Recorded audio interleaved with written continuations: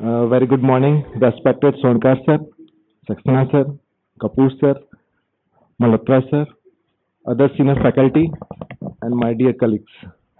I am Dr. Manish Pahadia, Professor Medicine. I welcome all of you. Today we are here to discuss a very rare and very interesting case, a young lady, 35-year-old lady with paraparesis. The story of this lady is very interesting, and I hope you all will be benefited with this presentation. For this, I invite Dr. Nipun Goel, second year medicine resident. Please come over the stage and start the presentation. Thank you.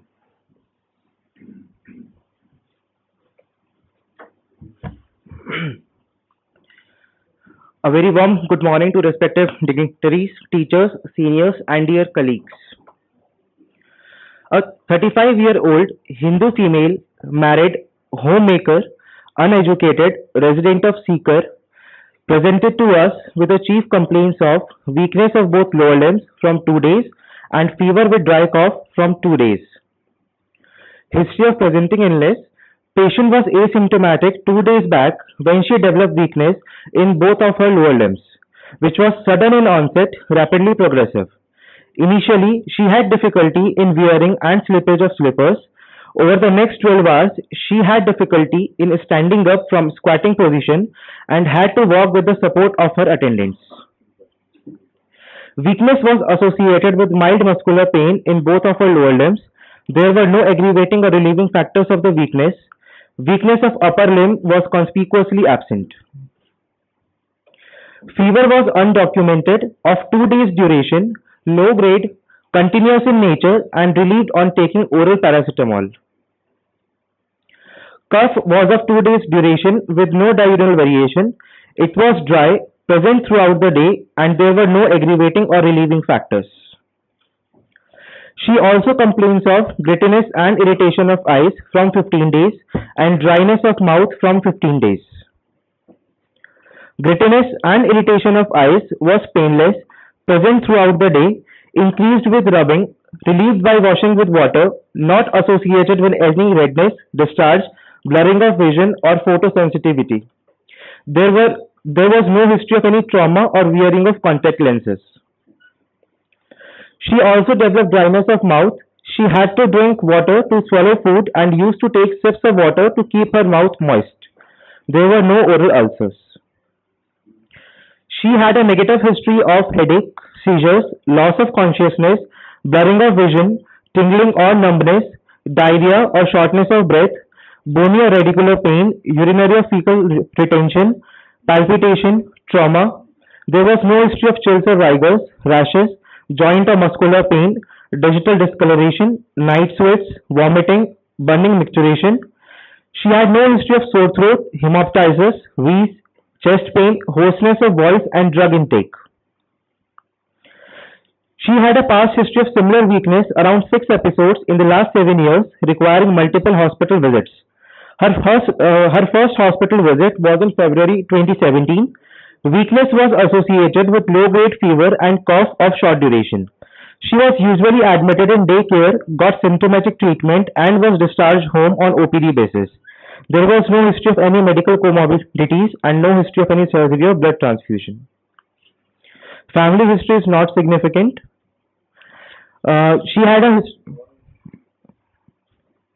had 2 children, both of them are healthy. She had a drug history of COVID vaccination, 2 doses plus booster, no records available. She had a history of taking antipyretics from over the counter. There is no known drug allergy and there is no history of any other drug intake.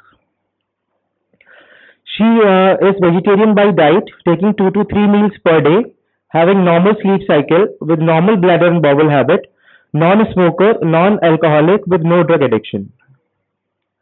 So, to summarize the case, a 35-year-old female homemaker presented with weakness of the lower limbs of 2 days duration, sudden in onset, rapidly progressive without involving the upper limbs, with fever with dry cough, grittiness and irritation of eyes, and dryness of mouth, with past history of similar illness for which she attended hospital OPD 6 times in the last 7 years.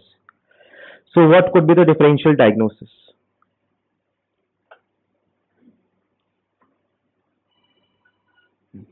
Anyone? I think here. Yes. Thoda sa neurological syndrome should be described in a little more detail.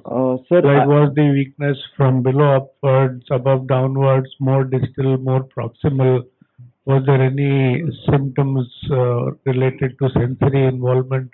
Those yes, things sir. are important. So, there were no sensory symptoms. Sensory was normal. There was no bladder bowel involvement, and the weakness started from distal legs, and it was moving upwards. So, to find out the cause for acute onset paraparesis, we have divided on the basis of localization into central cause, spinal cord cause, radiculopathy, neuromuscular junction disorder, muscle disorder, metabolic or psychogenic. In central causes, it could be superior sagittal sinus thrombosis, cortical sinus thrombosis. Then there can be injury to the paracentral lobule. In spinal cord, we can have acute virus myelitis, Pott's paraplegia, compressive myelopathy, tubercular pachymeningitis, transverse myelitis, and anterior spinal artery thrombosis. In radiculopathy, it can be GBS or acute exacerbation of CIDP. In neuromuscular junction disorders, it could be myasthenia gravis or Lambert-Eaton myasthenic syndrome. In muscular disorders, it can be polymyositis. In metabolic, it could be hypokalemia or hyperkalemia or thyrotoxicosis. And in psychogenic, it can be malingering. So first of all, vitals were recorded. Her pulse was 110 per minute, regular, normal volume, normal character, no radial or radiofemoral delay, with or peripheral pulses present. BP was 122 by 78 mmHg in the right upper arm. Temperature noted was 99.8 degree Fahrenheit. SpO2 was 98% on room air, and respiratory rate was 18 per minute. Her general physical examination was almost normal. She was lying comfortably on bed, oriented to time, place, and person, but her eyes were dry. In general physical examination, pallor was present. Respiratory and cardiovascular examination was normal. In GIT examination, her lips and oral mucosa was dry. Liver was palpable with a span of 16 centimeters. Spleen was also palpable with a palpable 1 centimeters below the costal margin. She was oriented to time, place, and person, obeying instructions. Her MMAC score was normal, 30 by 30, and cranial nerve examination was almost normal. Since she has a complaint of breathiness and irritation, so cranial nerve second, third, fourth, and sixth was examined. It was almost normal. Muscle bulk was normal and equal on both the sides. There was hypotonia in all group of muscles in the lower limb. Power was also 2 by 5 in all group of muscles in the lower limb. Reflexes were absent in knee and ankle, in right side and left side both. Sensory examination was normal. Lower limb and could not be assessed and gait could not be assessed. Rest cerebral examination was normal. So I would like to invite Dr. Sarthak Shah for further discussion of the case. Good morning, everybody. Good morning, respected professors and my dear colleagues. So, summarizing the case till now, on the basis of the history and the examination, we have a 35-year-old female who presented to us with flaccid paraparesis. It was rapid in onset, lower motor neuron type, without any bowel or bladder or any sensory involvement, and of 2 days duration, with a short history of fever and dry cough, dry eyes, dry mouth, with past history of similar 6 episodes of weakness of lower limbs in the last 7 years. On examination, we could find there was pallor, hepatosplenomegaly, there was lower limb hypotonia with reduced power, and absent deep tendon reflexes in lower limbs. So basically, on the basis of the neurological examination, we can make out on the whether is it a UMN lesion or an LMN lesion. Our patient has absent reflexes, hypotonia, flaccid paraparesis, there are plantar is flexor. Hence, we can make out that it is an LMN type of lesion. In UMN type of lesions, we will have hyperreflexia, there will be spasticity, plantar will be extensor. So, till now we can make out it is a rapid onset LMN type of weakness. Sir, in shock stage, we can have LMN type of lesions. So, like in spinal shock, we can have in spinal shock, usually we have at the site of the lesion LMN and below the level of lesion UMN. But in spinal shock, we will have LMN features even below the level of lesion. But in spinal shock, sir, patient with even having spinal shock, patient will have bowel or bladder involvement and he can still have sensory symptoms. And plantar will be mute or flexor, but it wouldn't be extensor in spinal shock state. So hence, we can say that it is not a spinal shock.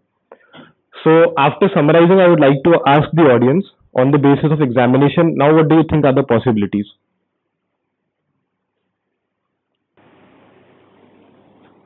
So now, since we can see that it's an element lesion, we can rule out temporary causes of paraparesis. And since it was recurrent, also it goes more towards metabolic causes. There's no bowel bladder involvement, so we can rule out most of the spinal causes. Here, in this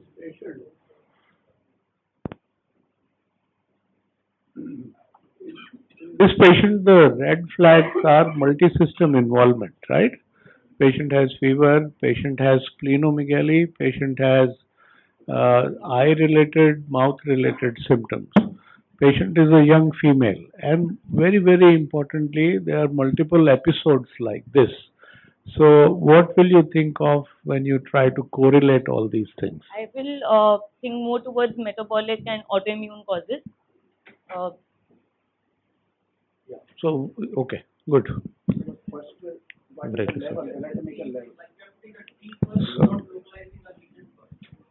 Firstly, even if it's lower motor neuron, you have to think it's a myopathy, it's a neuropathy, it's a neuromuscular junction. Fix that thing and then come to metabolic or autoimmune disorders. Don't jump to autoimmune or metabolic. As Dr. Balveen says, localization is most important in neurology. Etiology comes always second. So firstly think, what do you think? It's myopathy, neuropathy, neuromuscular junction. You have to think first and then the etiology. Rightly said. So again, as we discussed right now, causes of possibility of central causes seems very less likely, because in central causes mostly we will have a UMN type of weakness. There will be associated headache, seizure, altered sensorium, or any urinary incontinence. Again, in spinal cord, talking about anterior spinal artery thrombosis, POTS, paraplegia, transverse myelitis, mostly they will be having element type of weakness below the level of lesion. There will be any sensory involvement or a band-like sensation, and there will be a bladder or bowel involvement. Hence, possibility of a spinal cord lesion is also less likely. So again, coming down at radiculopathy of peripheral nerves, now these lesions can present as element type weakness. In that we have one of the differential diagnosis can be GBS. GBS points favoring GBS are it is a rapidly progressive bilaterally symmetrical ascending paralysis. Patient has element type of weakness which goes in favor of GBS. The only points against that there are multiple recurrent episodes history. Patient has had early recovery and there is no history of any preceding diarrhea or any URT or any infection. Similarly, chronic inflammatory demyelinating polyneuropathy can also be considered, but points against them are that CIDP has a gradual and a progressive paraparesis, and the weakness progresses over at least 2 months. So again, after coming down from the peripheral nerves, we can consider the muscle disorders. In muscle disorders, we have considered there is a possibility of polymyositis. She is a young female with weakness, and the points favoring polymyositis are episodic weakness, myalgias. There is no sensory or any bowel bladder involvement. But points against till now are there is no cutaneous manifestation, no tenderness, no muscle atrophy, no fasciculations. Early recovery seems unlikely for polymyositis and irreflexia. So talking about neuromuscular junction disorders like myasthenia gravis and Lambert-Eaton myasthenic syndrome, points favoring are acute onset paraparesis, and points against myasthenia gravis or Lambert-Eaton are that there is no ptosis. Commonly myasthenia presents with ptosis or ophthalmoplegia. There are no such signs, bulbar or respiratory involvement, and usually there is in myasthenia gravis there is no improvement after rest, and in Lambert-Eaton myasthenic syndrome the weakness might improve with the activity. Coming after that, there is a possibility of thyroid myopathy. Again, points favoring thyroid myopathy are recurrent episodes and paraparesis, but till now there are no systemic signs suggestive for any thyroid disorder. And lastly, we can come to metabolic causes, periodic paralysis. Now, periodic paralysis can be due to thyrotoxicosis, hypokalemic periodic paralysis, and hyperkalemic periodic paralysis. All three can present with recurrent paraparesis and acute onset. So the patient presented.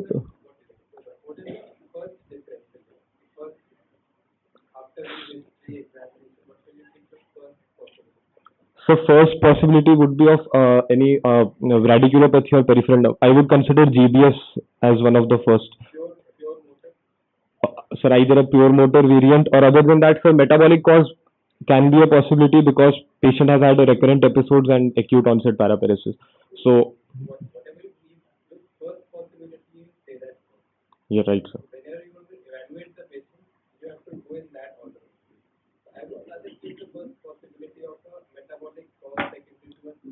Yes, sir. Right. Yes, sir. So we. Right, sir.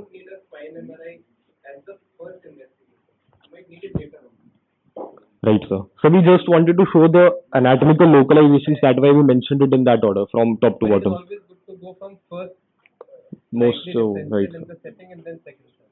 Yeah, you should put 3, 4 Right, sir. priority-wise, your diagnosis, priority-wise. So the investigations done in the emergency, the ABG was suggestive for normal anion gap metabolic acidosis. The pH was on the lower end, bicarbonates were decreased, and patient's potassium was 2.1. Then an ECG was taken out. Now can somebody tell me what are the changes seen in the ECG?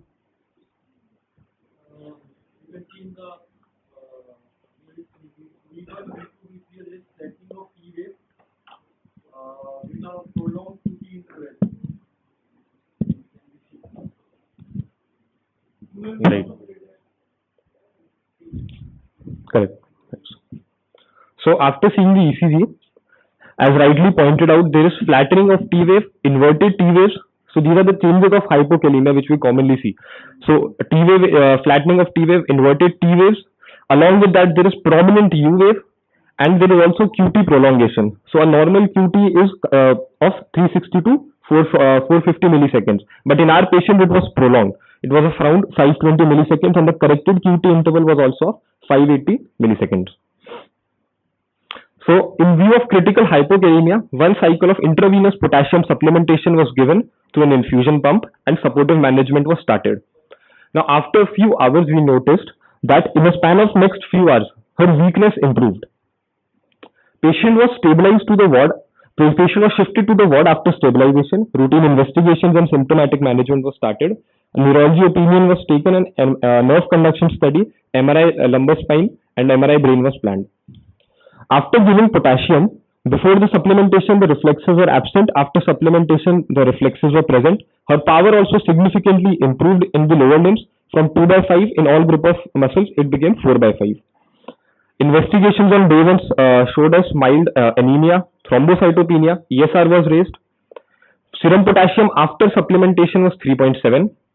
And in the and we could also notice that the globulins level were raised with an AG ratio reversal suggestive for hypergamma globulinemia.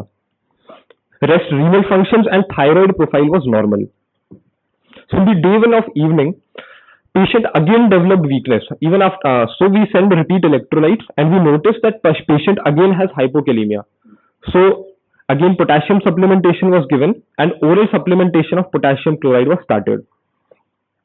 Day 2, the MRI and nerve conduction velocity study came. It was normal. Patient's weakness again improved after. Sorry to interrupt. This. Young lady who is on normal diet, Right, developing such severe hypokalemia. Is it not more important to find out why she has developed that rather than doing MRI and other investigations? So these investigations were done simultaneously on day 1 only, and I was coming to that only, that even after No, but I am asking, is MRI indicated? So that was because firstly when patient presented to us with paraparesis, for But that we have we found the planned cause. MRI. Right. So both the things were done No, in the same My day. question is, Right, sir. young lady, you found the cause of paraparesis. Potassium is so low, Right. and it responded to treatment. So was MRI indicated? So after getting this cause as hypokalemia as cause of paraparesis, then MRI is not indicated, sir. But to rule out, According to me, MRI is indicated in this case. right. So to rule out, Simultaneously, we have to go, sir. We just when the neurological localization is necessary, whether it's central or peripheral. See, I think more than this, Dr. Sarthak, what is not clear to me is you have given one cycle, 40 milliequivalents of potassium, and you have got your potassium from 2.1 to 3.7. Either 2.1 is wrong or 3.7 is wrong. to give 1 milliequivalent increase in serum potassium, you have to give at least 100 millimoles, including supplementing for losses. So if you had given, and you can't give 160 or 180 millimoles in 4 hours, and then the potassium will not fluctuate like this. So I guess that 3.7 is unreliable. The potassium, there was transient improvement as you were infusing, but you didn't really correct the potassium, and again the weakness has recurred. So I mean, if you're doing potassium correction, this would be a good opportunity to tell the house how to correct serum potassium in an acute crisis like this, and one cycle is not the way to do it. Right. So this might be due to because the potassium shown was in the ABG. So because of that, and after that, this is a serum electrolyte. And secondly, sir, approach to how to manage hypokalemia. So talking about that, hypokalemia can be normal values are between 3.5 to 5 milliequivalents per liter. So mild hypokalemia is 3.5 to 3. Sir, no significant changes were seen. So, talking about potassium correction in mild hypokalemia, we can simply give oral potassium chloride, and the dose to give that is around 10 to 20 milliequivalents 3 to 4 times a day, and maximum we can give is 60 to 100 milliequivalents in a day. If patient has critical hypokalemia severe, which is less than 2.5, then we should consider giving patient intravenous potassium chloride. What we supplement over here, we take two ampules, each of 20 milliequivalents potassium chloride. Along with that, mixed in 30 ml of sodium chloride over 12.5 ml per hour, which basically means 10 millimoles per hour over 4 hours. So, if there is severe hypokalemia, even then we should give it at around 20 milliequivalents per hour in 3 to 4 times. And after supplementing 1 to 2 cycles, we should first repeat the electrolytes, which should check whether the potassium has been corrected. And if it has been corrected, we can stop. Otherwise, we can supplement another. But the maximum we can give is 100 milliequivalents per day. I think that is, you need to be a bit more aggressive than that. You have to give 100 millimoles to get 1 milliequivalent improvement. Because 1 milliequivalent per liter improvement in serum potassium still keeps you at 3.1. You are starting at 2.1. Your deficit is easily 200 millimoles plus. And this is severe hypokalemia with a critical involvement of the peripheral muscle. All you now have is that now if phrenic nerve and diaphragm gets involved, the patient has to go on a ventilator for simple things like hypokalemia. So I think the aggressive correction with a central line placement, and one cycle is 40 millimoles, which are given over 3 to 4 hours. You can do that in this aggressive situation if you use a central line or an EJV. I would have thought that more aggressive potassium correction, number one. Number two, I think Vinay's point, Dr. Kapoor's point that what is the cause of this hypokalemia? The patient is not vomiting, patient doesn't have diuretic use or losing fluids. Why is there this hypokalemia? That also needs to be addressed. Yes, sir. So we are. As far as the correction of hypokalemia is concerned, the aggressive route is fine.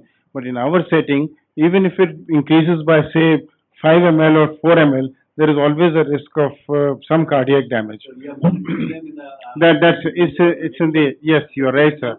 It's in the ICU basis with a constant monitoring at that time. We are talking of the management which started in the emergency. And we all know that potassium management, even if we exceed by 1 ml, can be dangerous. So we have to strike a balance.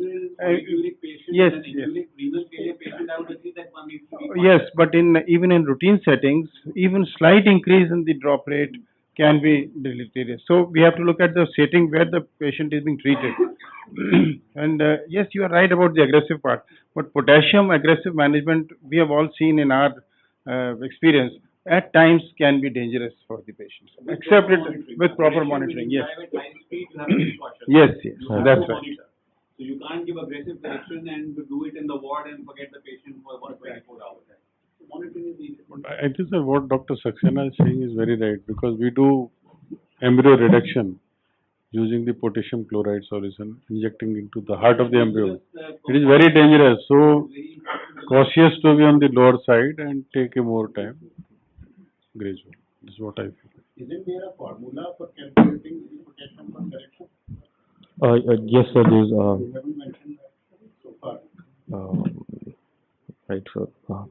So we can basically potassium deficit is so potassium correction, sir. I've mentioned it over here. Yes, sir. So I mentioned it in the lower end. So by mixing 2 ampules each of 10 ml, each ampule consisting of 20 milliequivalents in each vial, making it 40 milliequivalents, with 1 ampule of 2 ml 1 gram MgSO4 mixed with 28 ml of normal saline So that makes it 50 ml infused at 12 ml per hour, making it 12 millimoles per hour potassium supplementation over 4 hours. The original potassium level? Every patient, same thing? No, sir, since our patient has, like I said, if it is mild hypokalemia, we can simply give oral potassium chloride. In severe or critical hypokalemia, we'll have to use intravenous potassium. The formula is for calculating the deficit, but correction would always be at this level because otherwise, irrespective of the amount that is needed. One is, I think you're justified to gradually uptake the potassium because ABG has very, fallacious electrolyte reading. So I think that part is done nicely. And then everybody is asking the cause of recurrent hypokalemia, and you are not mentioning, you are not highlighting the acidosis part in the ABG. Yes, sir. So we are covering all those things in the next few slides. So that's why till now. So sir, on day 2, ji sir. So then for further evaluation, we also sent CPK to check for polymyositis. Serum cortisol was sent, which was also normal to rule out mineralocorticoid excessive state. So summarizing, after the investigations, we have a 35-year-old female who has paraparesis, rapid onset lower motor neuron type, fever, dry cough, dry eyes, dry mouth, with past history of similar episodes in the last 7 years. On examination, we have an element type of weakness, pallor, hepatosplenomegaly, and ABG suggestive for a normal anion gap metabolic acidosis, recurrent hypokalemia, bicytopenia, hypergamma-globulins, and USG suggestive for borderline hepatosplenomegaly. So after summarizing, what could be the closest possible diagnosis now? So basically, after like we discussed, central causes cannot be the possibility in either spinal cord. GBS has been ruled out on the basis of normal NCV.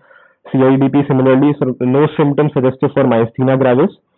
Similarly, normal thyroid profile and no hyperkalemia is there, we ruled it out. So the only differential left with us is hypokalemic periodic paralysis, which basically due to persistently low levels of serum potassium, weakness improving after potassium supplementation, and patient has a history of multiple episodes of paraparesis. So now we came to the point that our patient is having recurrent hypokalemia. So what are the causes for recurrent hypokalemia? So we started evaluating the causes for recurrent hypokalemia. Either it could be decreased intake, starvation, but our patient did not have that.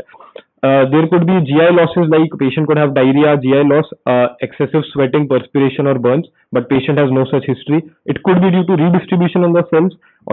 If somebody is taking insulin, beta 2 agonist, or due to thyrotoxicosis can cause redistribution into the cells, but there was no such history.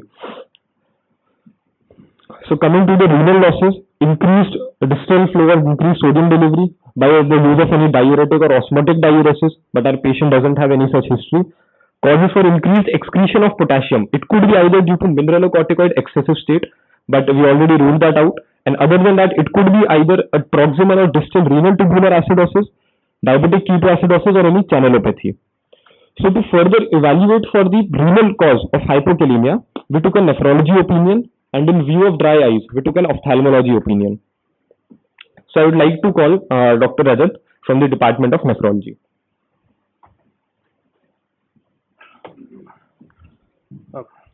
Good morning, everyone.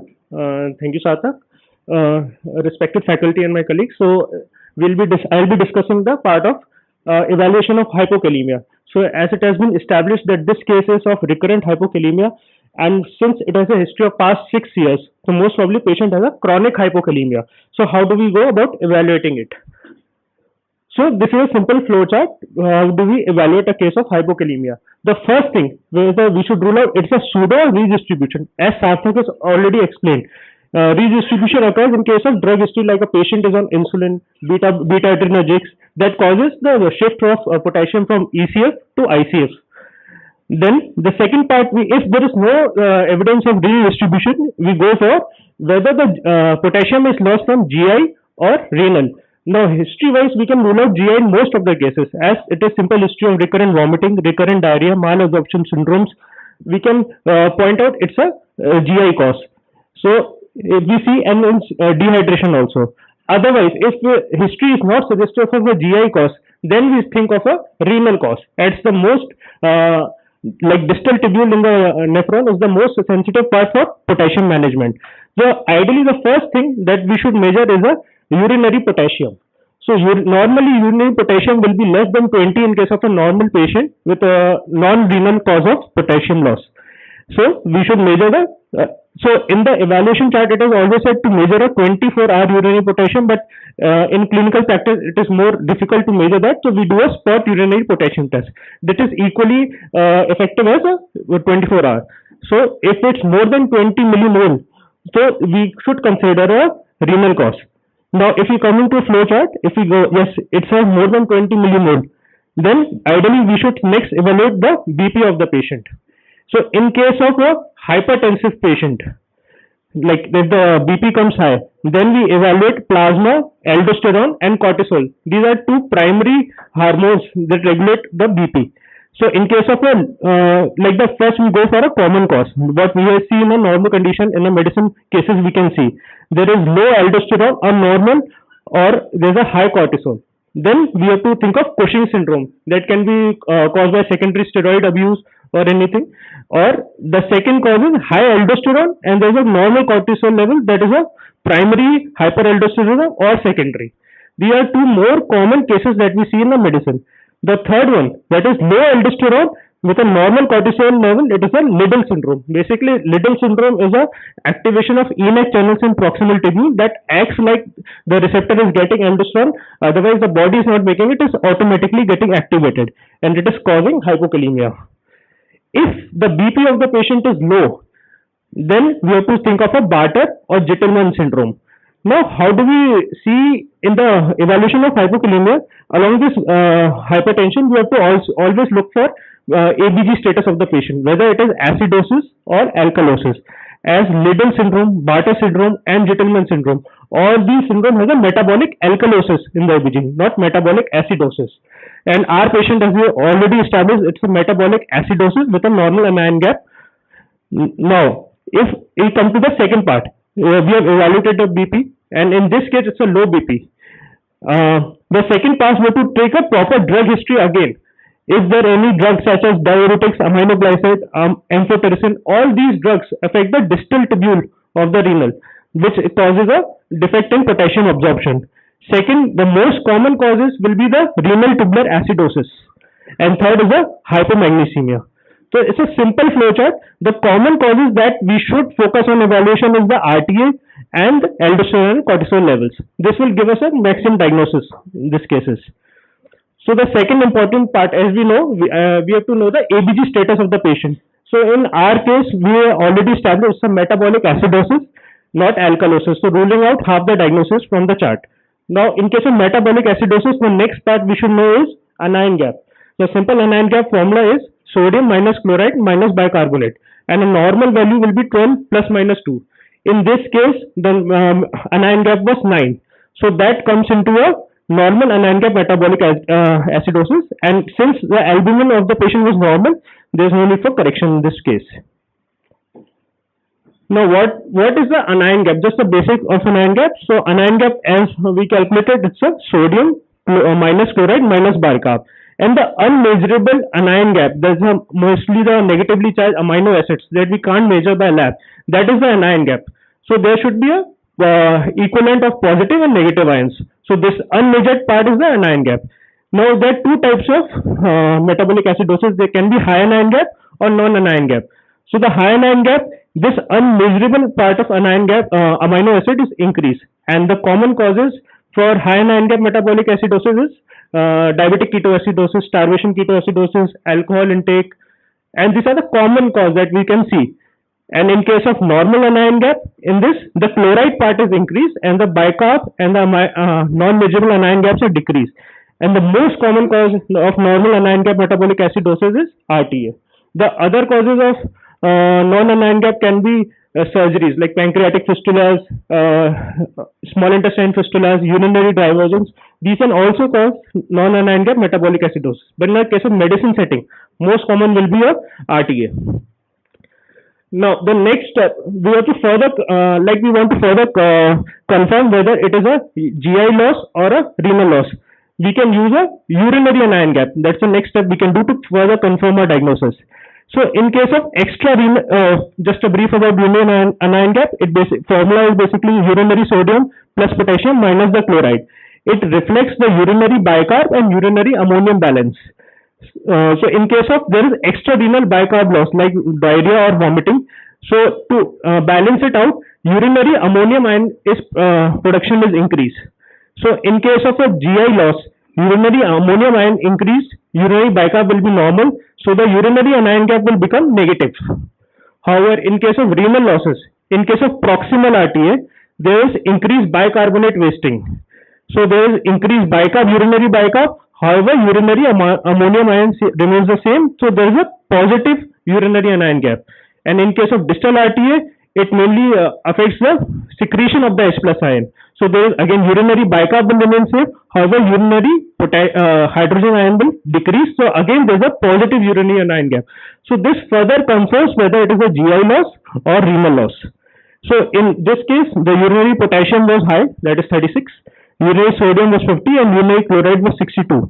And the urinary anion gap was 24, that is a positive. So we further confirm that this is a case of potassium loss from renal source and it's probably a RTA. Now we have to see whether it is a proximal RTA or distal RTA.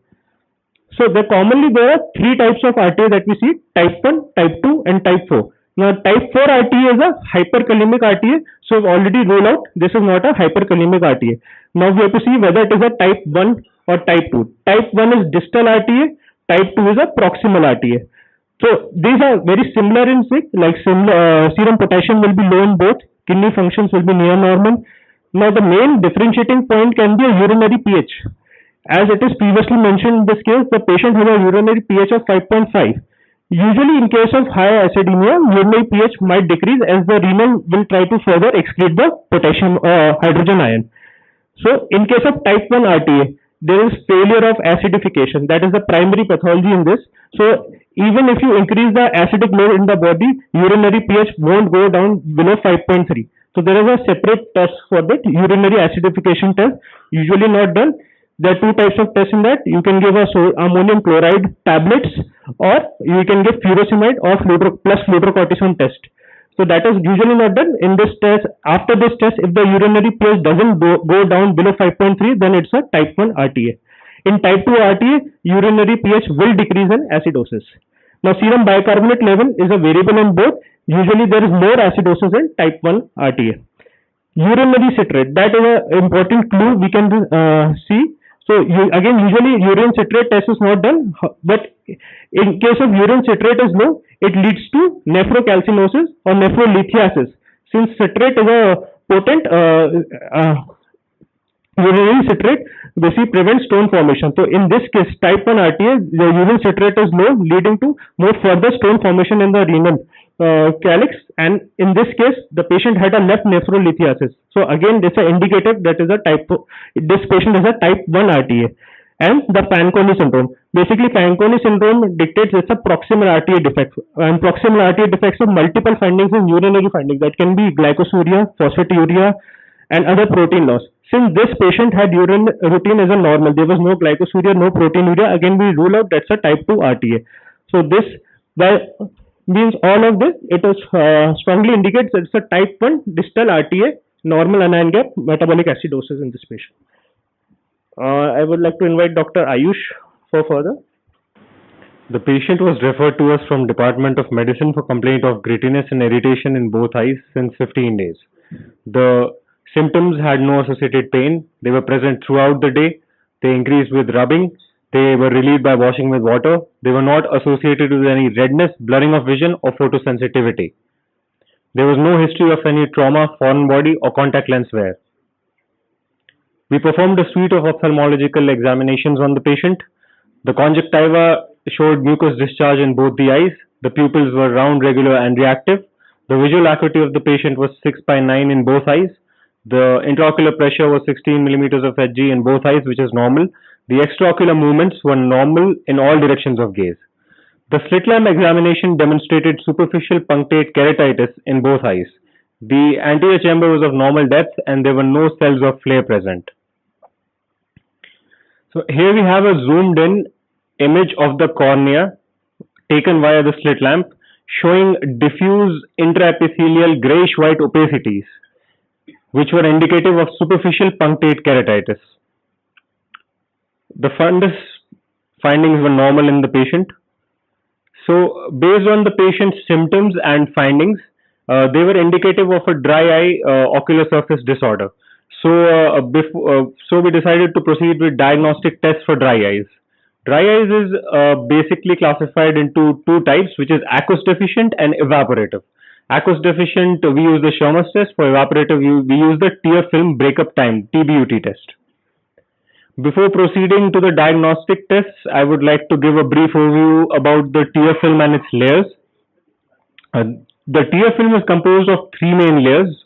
This is the inner side, the corneal side, and this is the outer side, which is the air side. The inner side begins with the mucus layer, which sticks to the cornea, and it converts the cornea from a hydrophobic to a hydrophilic surface, which enables the effective attachment of the next layer, which is the aqueous layer. The aqueous layer is the thick, bulky part of the tear film, and its main function is to provide hydration and oxygen permeability to the cornea. Next comes the lipid layer, which is the outermost layer, and its function is to prevent the evaporation of the aqueous layer. So these three layers are produced by three different parts of the eye. The mucus layer is produced by the goblet cells of the conjunctiva. The aqueous layer is produced by lacrimal and accessory lacrimal glands, and the lipid layer is produced by meibomian glands, which are present in the eyelids. So we perform the Schirmer's test first, which is for the aqueous layer. The Schirmer's test is, we take the tip of the Schirmer strip and we place it into the inferior fornix of the conjunctiva at the lateral 1/3 and medial 2/3 junction. We instruct the patient to close their eyes and we wait for a period of 5 minutes. Due to capillary action, the tear film proceeds into the Schirmer strip, and there is a dye present here, and the dye diffuses along with the tear film. So at the end, we have a marking on the tear strip, which gives us a grading in millimeters, which we use to assess the production of tear. The Schirmer test result in the patient was, in the right eye was 6 millimeters after 5 minutes, and the left eye showed no wetting at all. Next, we perform the tear film breakup time test, which is for the lipid layer, the outermost layer. Here we use a fluorescent strip or 2% fluorescent eye drops. We instill it into the eye, and we observe the eye through a cobalt blue or a red-free filter, as in this case. And what we observe is the time from the blink to the appearance of the dark blackish areas, which are areas of dryness, where the tear film has dried up and has started breaking. So normally it is 10 seconds, more than 10 seconds is what we consider normal, and in the patient it was 8 seconds in both eyes. Dry eye grading is based both on the TBUT time as well as the Schirmer test grading. So TBUT more than 10 seconds is normal, Schirmer more than 10 millimeters in 5 minutes is considered normal. In the patient we had 8 seconds of TBUT, and Schirmer's test showed 6 millimeter in the right eye and 0 millimeters in the left eye. So the findings were indicative of an aqueous deficient type of dry eye, with right eye having a moderate grade and left eye having severe grade. The classification of dry eye, as discussed previously, is of two types: the aqueous deficient type and the evaporative type, based on the layers. The aqueous deficient has Sjogren syndrome as the primary cause, as well as non-Sjogren causes such as lacrimal deficiency, lacrimal gland or duct-related issues, reflex block of the fifth nerve, certain systemic drugs that decrease tear production. Then we have evaporative causes, which are divided further into intrinsic and extrinsic based on the causes. The intrinsic are related to the body itself, which are things like meibomian oil deficiency disorders, eyelid aperture, low blink rate, computer vision syndrome, which is pretty common nowadays due to increasing amount of screen time on mobile phones and computer screens is part of this. The low blink rate kind of evaporative dry eye. While extrinsic factors, we have factors outside the body that affect us, which are vitamin A deficiency, certain topical drugs and the preservatives used in them, contact lens wear, which is again a very common cause nowadays. It is also evaporative type of dry eye, and ocular surface diseases such as allergies. To summarize, the patient had symptoms indicative of dry eye in both eyes since the last 15 days. The slit lamp examination demonstrated mucus discharge with superficial punctate keratitis in both the eyes. Based on Schirmer's and TBUT, we diagnosed the patient to have an aqueous deficient form of dry eye with the moderate in the right and severe in the left. And the patient was prescribed tear substitutes in the form of eye drops and eye ointment for the same. Next, I'd like to invite Dr. Sarthak to continue this presentation. Thank you. So, after taking all the findings, in view of a normal anemia, metabolic acidosis, recurrent hypokalemia, distal renal tubular acidosis, and a positive Schirmer's test, we thought there was a high possibility of an underlying autoimmune disease causing all these things. So we sent out ANA by immunofluorescent assay. It was positive. To confirm that, we sent the ANA profile, and the profile was positive strongly for anti-Ro, anti-La antibody 3+. So hence, this confirms everything and this makes everything in order. Sjogren's syndrome with Sicca features causing distal renal tubular acidosis, and the female is presenting to us with recurrent hypokalemic periodic paralysis. So the patient was discharged on tablet hydroxychloroquine 200 mg BD, alkali supplementation tablet soda bicarb was given, and a potassium-rich diet was advised, and syrup potassium chloride was also given. And patient was called after 15 days for regular follow-up. This was the electrolyte trend in our hospital, and this is she's our patient after a 1 year follow-up. Now she's currently on tablet HCQ 200 mg OD, potassium-rich diet with regular monitoring of serum electrolytes. Now I would like to call Dr. Tapas to throw some light on Sjogren's syndrome. A very warm good morning, everyone. Basically, Sjogren's is an autoimmune disease characterized by chronic autoimmunity, lymphocytic and plasma cell infiltration with destruction of salivary glands. And two types of Sjogren's are found: primary and secondary. Primary is associated with Sicca features. Sicca literally means dry. Xerostomia and xerophthalmia, and associated with HLA, DRB. And secondary is mostly associated with other autoimmune diseases such as connective tissue disorders, rheumatoid arthritis, SLE. Incidence is 4 per 1 lakh, with 70% having primary. Prevalence is 0.2 to 2.7% of the population.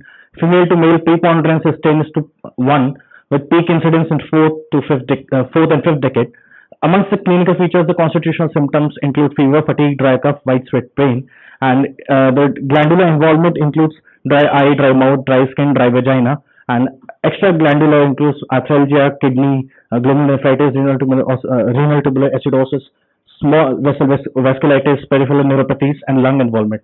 Amongst the hematological involvement, anemia, leukopenia, thrombocytopenia, or either the combination might be found. There's a picture showing dryness of eye and tongue with hypoglobulation and fissuring. Amongst the approach to diagnosis of Sjogren's, the important feature of the classification includes the Sicca, the dryness symptoms, which apart from other features involve most of the cases with hypokalemic periodic paralysis plus renal involvement. ACR EULAR classification criteria has been used since 2017 on a scale of 9. More than 4 is considered as primary Sjogren's. Amongst the lab tests, the confirmatories are autoimmune antibodies by IFA and anti-Ro and anti-La, more specifically amongst other elevated ESR, blood counts derangements including anemia, leukopenia, thrombocytopenia, abnormal LFTs, rheumatoid factor, and hypergammaglobulinemia. This case was reported in Scopus Index Journal, Journal of Indian Academy of Clinical Medicine by Sanna sir. And amongst the review of literature, most of the cases have been, all the Sjogren's have been mostly presenting in either renal involvement or hypokalemic period paralysis with mortality risk. If the gamma globulin levels and rheumatoid factors are associated with it, it might lead to complications such as lymphoma in later part of the life, with risk ranging as per the populations from 5% to 40% risk बढ़ जाता है same age group में compare करने पे. And management is basically started with hydroxychloroquine immunomodulators. If not controlled by that, we go for cyclophosphamide. And in conditions when it flare up, we used to give steroids. Many case reports have been reported, including paralysis, acidosis, rare complications in pregnancy, but not taking the home messages. Not all paraparesis are neurological, but may be attributed to the metabolic causes too. And any patient of recurrent paraparesis with hypokalemia must be worked up for Sjogren's syndrome also. Stepwise approach towards investigations, more guided by clinical thought, is more appropriate and cost effective. The diagnostic workup of Sjogren's is easily available and cost effective.